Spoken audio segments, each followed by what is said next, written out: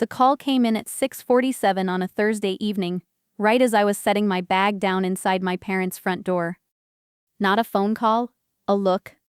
My mother's eyes moved from my face to my father's the moment I stepped into the hallway, and something passed between them that I recognized the way you recognize the smell of a storm before the rain actually starts. I'd felt it before, that particular atmospheric pressure of a family that has already decided something and is simply waiting for you to catch up. I told myself I was reading too much into it. I'd gotten good at that, the small act of overriding my own instincts to preserve the peace. My name is Renata. I'm 34, a compliance auditor at a healthcare consulting firm, and 2 weeks before that dinner I had received the largest performance bonus of my career. I hadn't planned to announce it. I mentioned it the way you mention a promotion to people who are meant to be in your corner casually with the expectation that their happiness for you would be genuine. Work's been brutal this quarter, I said. But they recognized it. I got a significant bonus. A nod would have been enough. Even silence would have been fine. Instead, my sister Pauline set down her wine glass with the particular care of someone buying time to compose a sentence she'd already rehearsed. How significant? She asked. Significant enough, I said. She smiled. Not warmly. You always do that. Minimize. Like we can't figure out you're doing well. There was an edge to it that she dressed as teasing, and I let it go the way I always let it go, which is to say I swallowed it and moved on. But she didn't move on. I need to ask you something, she said, and from across the room my mother turned from the stove with an expression that told me she already knew what was coming. I need you to cover 1/3 of my rent for the next 3 months. My margins are tight, and you don't have the same expenses I do. The room tightened around the sentence. I waited for my father to interject. He was standing in the kitchen doorway, arms folded, watching. He didn't interject. Pauline, I said, that's not something I'm willing to do. What followed was the familiar architecture of these moments, my sister's tone shifting from request to pressure, my mother stepping in with the language of fairness deployed in the service of unfairness, my father adding the final structural element, the quiet accusation that made saying no feel like an act of aggression. I had been through iterations of this scene for years. The object changed. Once it was a car, once a security deposit, once a credit card she borrowed for what she described as an emergency. Pauline wanted something. My parents framed the wanting as reasonable. My refusal was reframed as selfishness. And somewhere in the shuffle, I was supposed to feel grateful for the opportunity to give. I did not feel grateful that night. For the first time in a long time, I felt something cleaner and more useful. I felt tired of pretending. I set my fork down. No, I said. One syllable, no cushioning. My father's voice went flat and certain. You're being selfish. I looked at him, then at my mother, then at Pauline, and what I noticed was not anger on their faces, but calculation, a rapid reassessment of whether I could be managed back into compliance. I recognized that look too.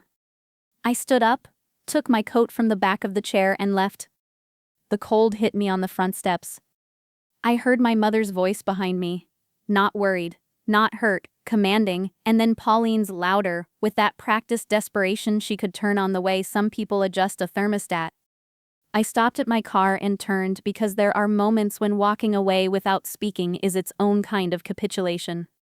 You demanded money from me at a family dinner, I said. You didn't ask. You declared, I'm struggling, Pauline said. You could help and you're choosing not to. Those are 2 different sentences, I replied, and only one of them is my responsibility. My mother reached the bottom of the steps. You're making this ugly, she said.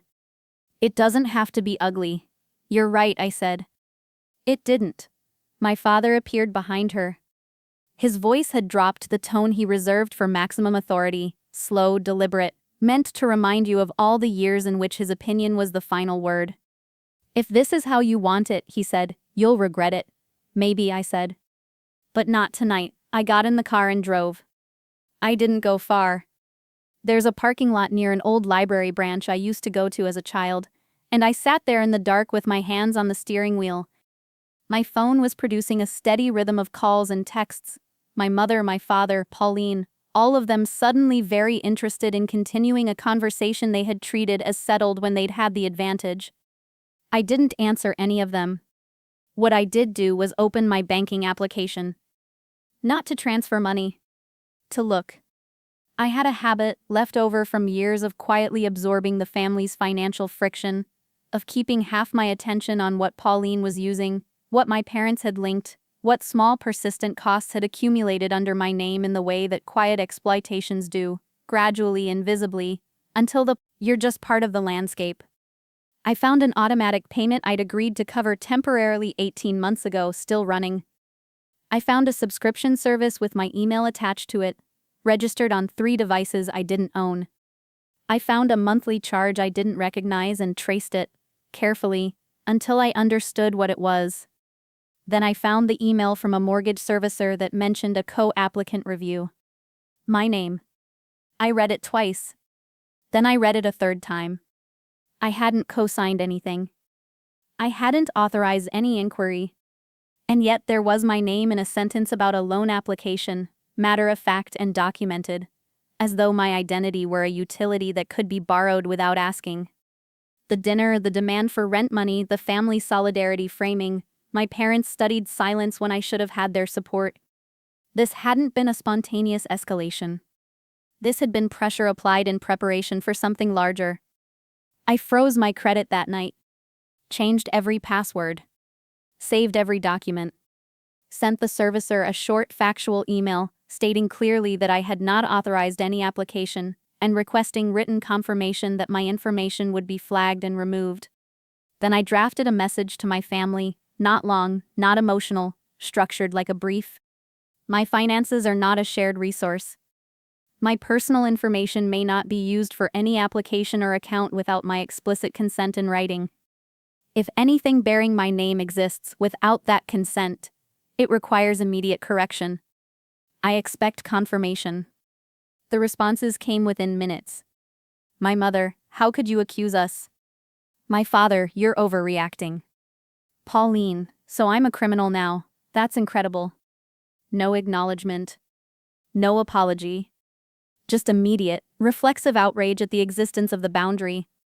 I called Pauline because I wanted her to say it out loud.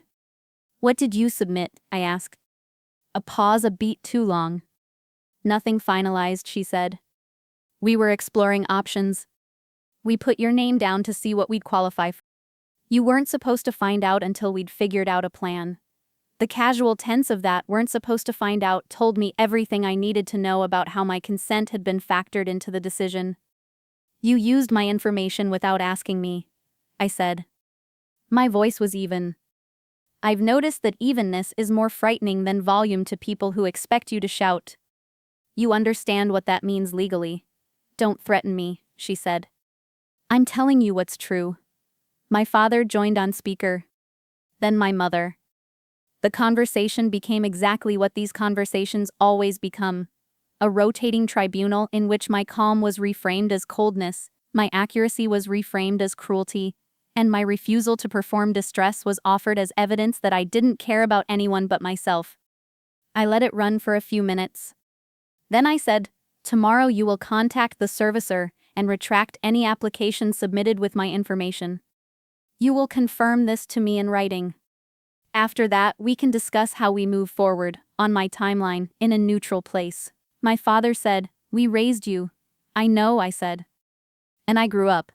I saw them about 3 weeks later, public place, daytime, no one's home territory. My father looked more uncertain than I was used to seeing him. My mother looked genuinely tired. Pauline looked furious that there was no crowd to perform for. I said, my money is mine. My credit is mine. My personal information is mine. That's the baseline. Everything else we can negotiate from there. Pauline said. You think you're better than us? No, I said. I think I'm finished being afraid of you. That conversation didn't end warmly. It ended honestly, which is its own kind of resolution. The application was retracted. The unauthorized charges were removed. My father confirmed it in writing, which cost him something. And I accepted that acknowledgement without making it. What followed was quieter than I expected. Pauline found consistent work about 6 months later and stopped calling with emergencies. My parents, stripped of the dynamic in which my compliance was assumed, began treating me with a carefulness that was new, still imperfect, still occasionally testing the edges, but different in kind from what came before. Respect, I've come to understand, sometimes only becomes available when someone stops offering themselves as an alternative. I've thought about what I'd call the thing that changed that night. Not courage exactly. It didn't feel like courage. It felt like arithmetic. I simply stopped treating my family's comfort as a cost that should come out of my stability. That's not a victory. It's just an accurate accounting. Here's the question I keep returning to, and I'd ask you to sit with it honestly. If the people who were supposed to want the best for you have been operating on the assumption that your success exists to offset their shortfalls, quietly, systematically, with the word family doing the work of permissio, then, at what point does protecting yourself stop being abandonment and start simply being survival?